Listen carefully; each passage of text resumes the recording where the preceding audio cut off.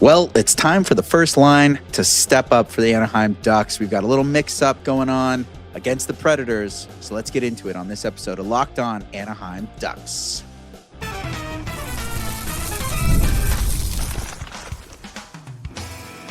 You're Locked On Ducks, your daily podcast on the Anaheim Ducks, part of the Locked On Podcast Network, your team every day.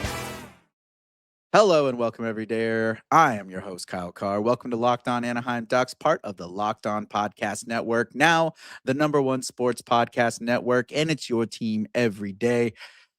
For the Ducks, we got a little bit coming up here, kind of a busy week. Nashville Predators up next for Anaheim. A couple more games here at home, only a few more games left on the season. Sunday is wrapping up the regular season at home.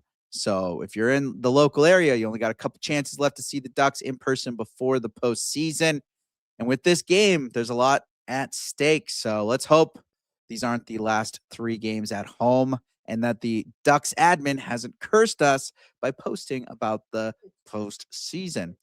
Now we've got some veteran presence issues that we need to talk about as well. The vets need to show up. There's just too much sliding right now. It just seems like the entire team is full of young players and that there are no veterans on this team. That needs to change. We'll get into that later. But right now, to start things off, we got to look at the top line for the Ducks. They need to set the tone against the Predators. They need to come out and start flying. Looks like the top line in this one is going to be Leo Carlsson, Mikael Granlund, and Beckett Sennecke up on that top part. And these guys, all the ingredients are there. This is a great mix-up, a great matchup for a lot of these players to have a good show in the last couple of games here and get some points out there. Leo Carlsson, wicked good shot. Mikael Granlund, he's got some great in-hands and down low play. Beckett Sennecke makes the puck move with him where he wants it to go. Wicked shot as well. Also knows how to skate and move the puck with his hands and passing. So there's a lot there. My concern with these 3 players, the thing that sticks out to me the most about those 3 players, all of them, pass first mentality. Mikael Granlund a little bit less, but with Carlsson and Beckett, we've seen their tendency is to look for that passing lane rather than trying to find that shot lane or the path to the net that they can skate through.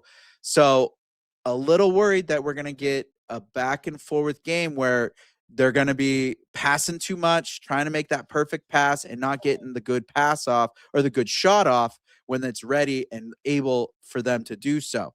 We've seen this happen with Anaheim before. They move the puck too many times. They try to make one too many passes and it ends up not going anywhere in their favor. They try to pass it into the back of the net. Instead, it ends up in the back of their net as a goal against.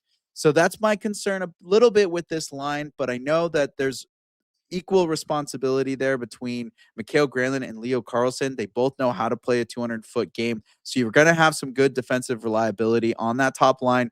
Sennecke, I think with some of the mistakes he's been making, you want Coach Q out there thinking, I got to get this guy with some reliable players that can have the speed to get back in case he does make one of those rookie mistakes.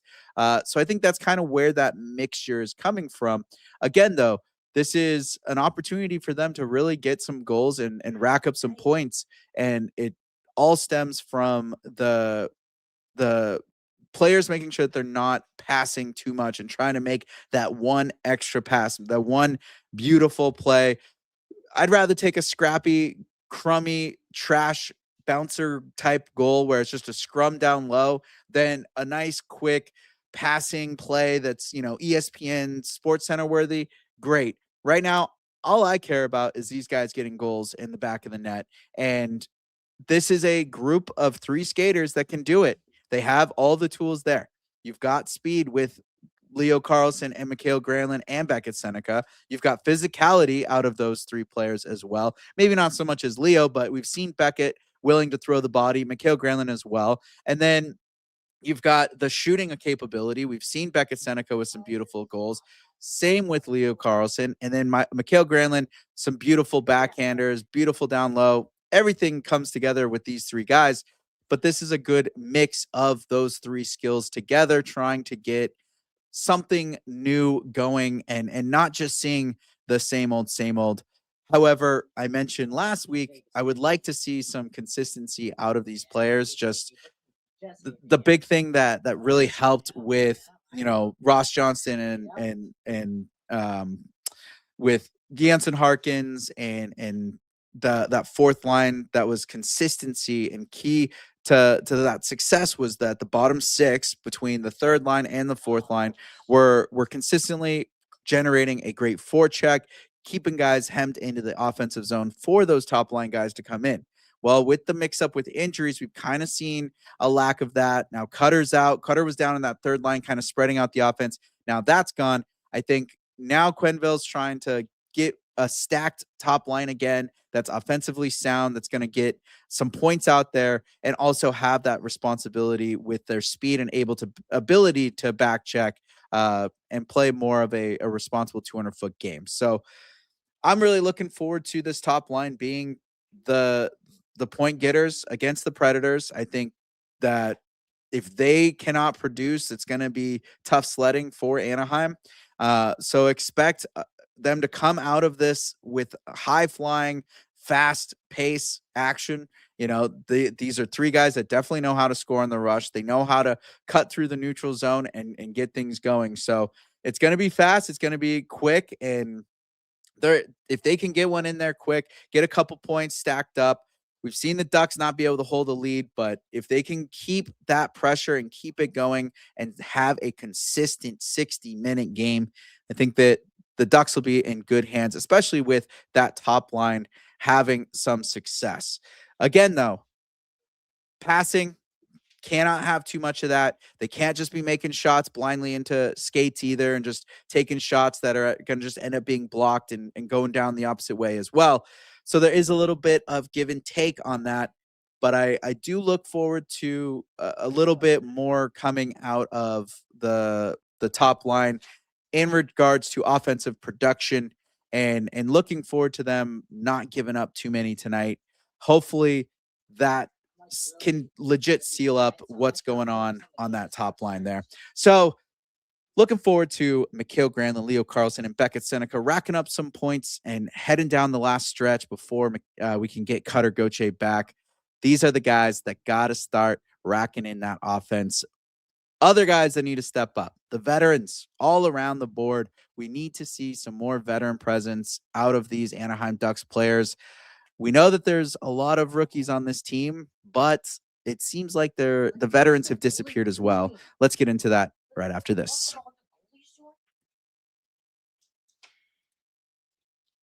The NBA playoffs are here, where every possession matters, every matchup is magnified, and every game can swing a series. Right now, FanDuel is giving new customers a great way to get in on the action.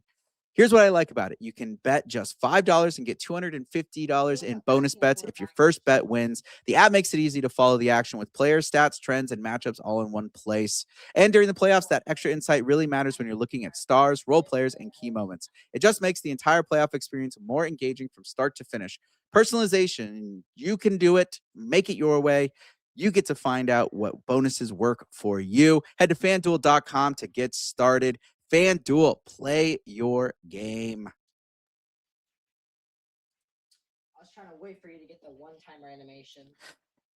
Workplace chaos, deadlines stacking up, inbox overflowing, and the one position you have to fill still sitting open. When the pressure's on and you need the right hire, this is a job for sponsored jobs. Indeed Sponsored Jobs helps you reach the people who actually fit what you're looking for. Skills, experience, location, so you're not just hoping the right candidate stumbles across your post. And here's a stat that says it all. In the minute I've been talking to you, companies like yours made 27 hires on Indeed, according to Indeed data worldwide. So if you're hiring, spend less time searching and more time interviewing candidates who check all your boxes with Indeed Sponsored Jobs.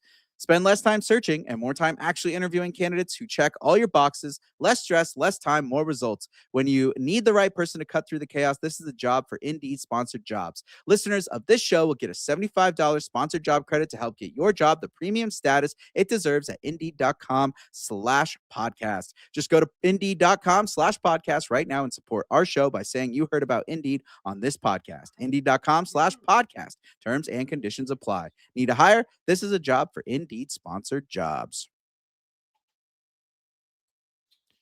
And don't forget to check out the Everydayer Club for ad-free episodes and access to a group chat with myself, other listeners of the show, and other Locked On fans across the league. Tap the link in the show notes or go to lockedonanaheimducks.supercast.com today to join the Everydayer Club.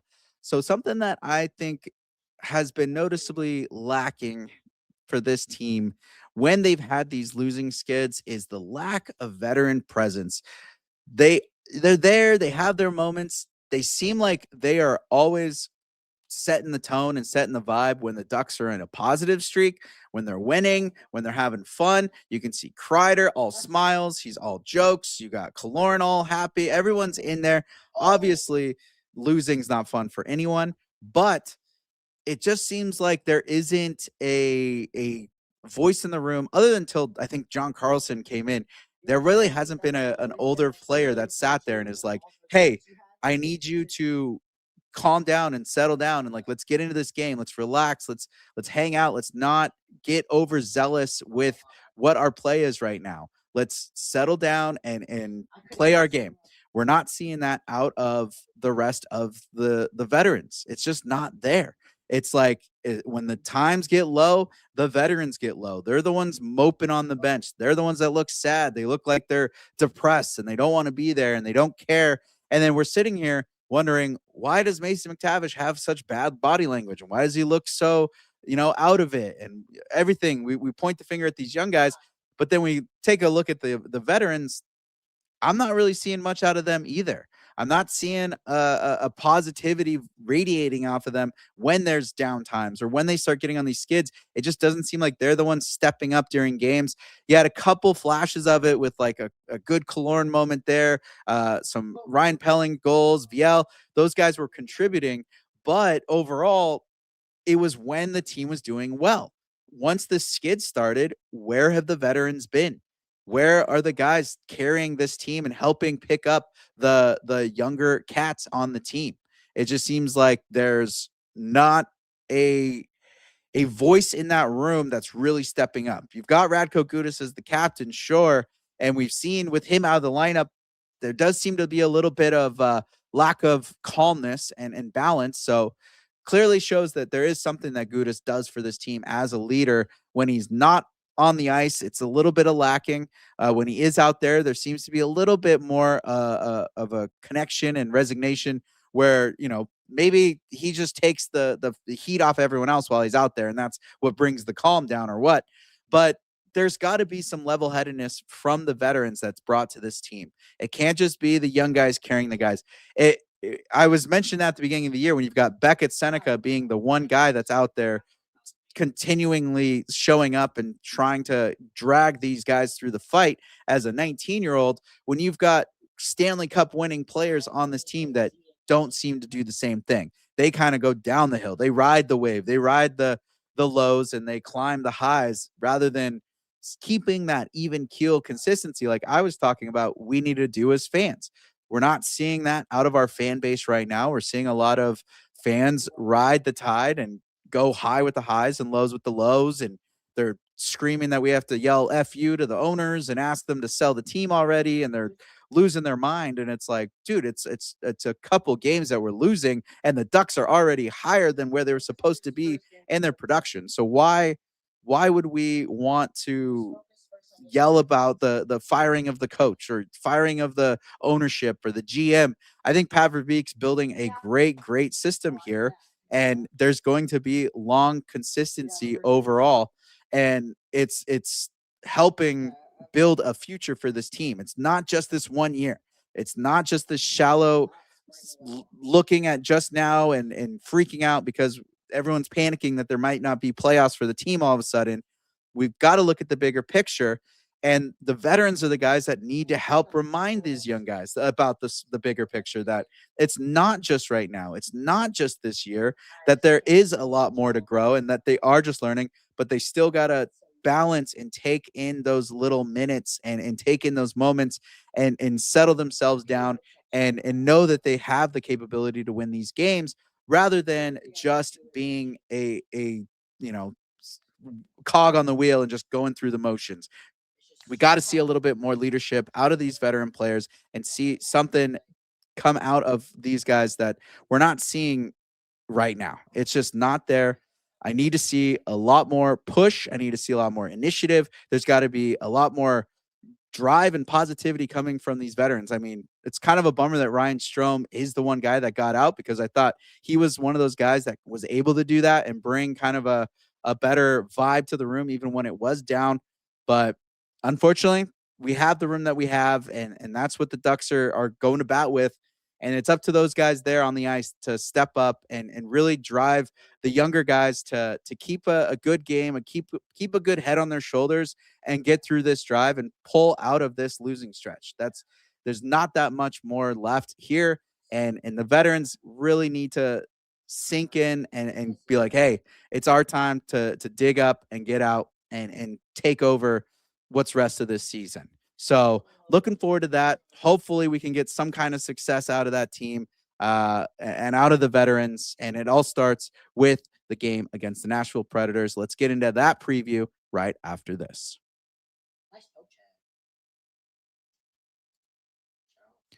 Spring is a natural reset point, and if there's one thing that can quietly cost business money, it's messy communication, missed calls, scattered texts, no clear thread of who said what. That's why today's episode is brought to you by Quo, spelled Quo, the smarter way to run your business communications. Quo is the #1 rated business phone system on G2 with over 3,000 reviews, trusted by more than 90,000 businesses. It lets your entire team share one business number so you never miss a call, text, or opportunity. The part that I love, the whole team sees the conversation, nothing falls through the cracks, and the AI summaries save serious time by logging calls and highlighting the next steps automatically. It just makes your business feel more organized and responsive. Make this the season no opportunity and no customer slips away. Try Quo free and get 20% off your first 6 months at quo.com/lockedonnhl. That's QUO.com/lockedonnhl. Quo, no missed calls, no missed customers. Well, the Ducks have the Nashville Predators up next, a team that gives me lots of anxiety because this is a game and a team. This is a game. This is a game that the Ducks should, in all accounts, win. However, I've been saying that about the last 5 games, that these are games that the Ducks should win, and the Ducks are now on a 5-game losing streak. So trying to keep that skid from getting any worse. We've got the Nashville Predators in town Tuesday night at the Honda Center. And again, I've been saying this a while. These are teams that the Ducks should beat, and yet they are not. And it's driving me up a massive wall. But, looking at what we've got coming up here with Nashville. So now looking at what we've got with the Predators and the Ducks here. Predators pretty healthy right now. That's why they've been on a pretty decent tear here, trying to fight their way back into a playoff spot. Only player out right now, Nicholas Hague for Nashville. Not bad there. And then Ducks, just the list continues. Cutter Gauthier still out. It looks like he was out skating, doing a light skate, not full practice quite yet, trying to get him back. They're hoping before this homestand ends, but it seems like they're more just concerned about getting him healthy. Ross Johnston still out with that lower body injury. Jansen Harkins still out as well. Radko Gudas out, and Peter Mrazek out for the season. So injuries still there, but if you notice, there's someone not on that list, and that is Pavel Mintyukov. That's going to be huge for the Anaheim Ducks to have him back with the lack of defense we've seen with him out. It just wasn't a good mix-up with Moore and Carlsson. Then you saw Hintz and Carlsson get together. I thought Hintz he had a great showing for his first game. That was a good pairing there. Also, Mintyukov pairs really, really well with Carlsson. So if we're going to have Carlsson and Mintyukov back up together, I think Hintz can fit in with Helleson pretty well, more going up to that forward position. Potentially Olin Zellweger going out as a forward as well. We saw that at practice. So kind of some weird lineups that are going on right now. Looking at the forward matchup, though, we've got Forsberg, 37 goals, 72 points, 235 shots on goal. Cutter Gauthier still out, but he's at that 38, still leads the team for Anaheim in goals, 65 points and 271 shots on goal. Let's see that point leader or active player right now, Leo Carlsson, 27 goals, 37 assists for 64 points, just one behind Cutter Gauthier. So expect Leo Carlsson to be passing Cutter as the team leader in points coming up pretty quickly. And then you've got decent matchups coming up with the defensive side of things. Jackson Lacombe at 55 points, 125 block shots, and 72 hits, leading all three of those categories over Roman Josi, who's at 53 points, 99 block shots, and 22 hits.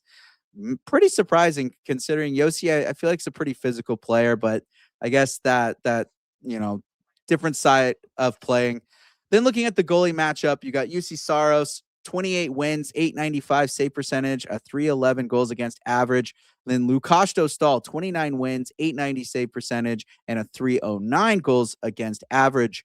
Looking at some of the team stat comparisons, 296 goals per game for Nashville, 3.23 goals for Anaheim, 3.3 goals against per game. So definitely favoring Anaheim there for Nashville. And then goals against per game for Anaheim, 3.52. So hopefully the Ducks can take advantage and use their more goals per game and put that to work against Nashville with their shots per game. Obviously, Anaheim up there with 30.52 and Nashville only 28.04. Shots against per game, 28.77, and the Nashville Predators allowing 29.52 shots per game. Power play percentage goes in Nashville's favor at 22.8. Penalty kill also at 81.7, and their save percentage average at 888. Whereas the Ducks at an 18% for the power play, 77.3% on the penalty kill, and a 878 save percentage total. Ducks on that 5-game losing streak, terrible, losing to Edmonton, Toronto, San Jose, St. Louis, and Calgary. Nashville lost to Montreal, lost to Tampa Bay. Then they beat the Kings in San Jose and then lost to LA. So they're kind of in a funk here.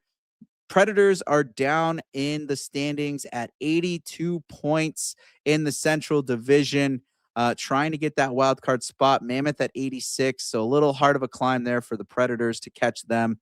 Anaheim, they are sitting at 87 points, still tied with the Oilers, but the Oilers do have that regulation win advantage. Golden Knights sitting at 86, Kings at 83, Sharks at 81. So that log jams continues to push through these last couple of games. It's going to be every single night. You're going to be watching the scoreboard, having a panic attack and a little bit of a heart attack. Expect the Ducks to come out flying in this game. They need to have some speed and some physicality to start things off right and in a quick and decent fashion. Cannot let the Predators get away with an early start here. Even though we have seen the Ducks have their comeback wins, there's that little bit of sweet spot. I think it's just going to hit wrong if they give up a goal early. If the Ducks can get a couple points and at least have something solid to build off of, it'll help things with this skid. Players to keep an eye out on that Predators side. Philip Forsberg, I've mentioned him earlier. Ryan O'Reilly as well. He's got 70 points, and then Steven Stamkos at 61. We've seen a pretty good little jump out of Jonathan Marchessault down this last little stretch. So, decent stuff coming up here. Ryan O'Reilly, 35 points against Anaheim in his career, 13 goals. He leads the Nashville Predators in goals and points against Anaheim. So he has been bringing the pain to this team for a bit. Keep an eye out on him. Hopefully they can shut him down and crack some of these goaltenders. We've seen the Ducks struggle against some of these middle of the pack goalies and guys that are, kind of more on the more elite end of that middle of the pack, like a Juuse Saros, and they'll struggle and they'll have a hard time. So a lot of worries here, but a lot that can go the Ducks' favor and a lot that can go against them. So looking forward to a good matchup and looking forward to that top line stepping up and these veterans carrying the Ducks through the end of this season, getting them into that postseason. As for me, thank you for tuning in today. As always, make sure you go like and subscribe to Locked On Anaheim Ducks so you can get all the episodes, and you can find me on X, TikTok, Blue Sky, Instagram, all that jazz. Locked On Ducks. Look up Locked On Anaheim Ducks. If you never miss an episode, the Everydayer Club is built for you. Get Locked On Ducks ad-free, plus members-only Discord access and more. Head to lockedonanaheimducks.supercast.com to join the club. For those of you on video, we send you to the first ever 24/7 National Locked On Podcast Network YouTube channel. On audio, make sure you make your second listen NHL Game Night on Locked On NHL. And as always, I am Kyle Carr. Be good out there.